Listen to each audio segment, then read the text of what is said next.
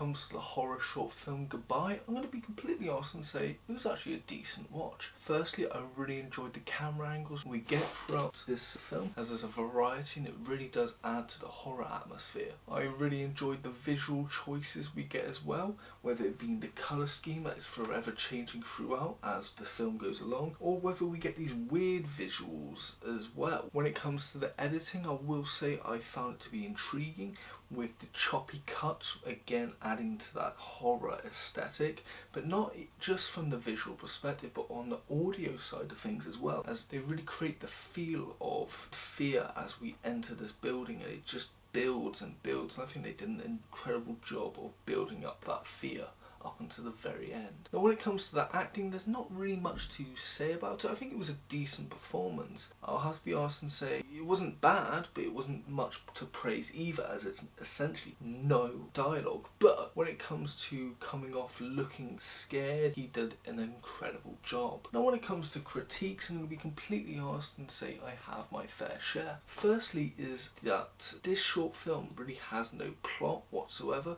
and a lot of questions are asked when watching, the main one being, who is this man? Why is he entering this building? What drove him there in the first place? And sadly, none of those questions are really answered. Even at the end, the only real answer to a question we get is, who does this house belong to? And that being his mother's. But even that raises more questions than answers, because we never really see her. So yeah, a lot of questions asked, sadly very few answered. Next is the editing, which I do praise, but for a horror film I felt like it was very fast paced, and that really kills a lot of the tension, especially in the beginning, as it doesn't allow the tension to build up in the very beginning, as it's too very quickly edited. But afterwards I think they did a very good job of containing the tension. One of my other critiques is about the visuals we get.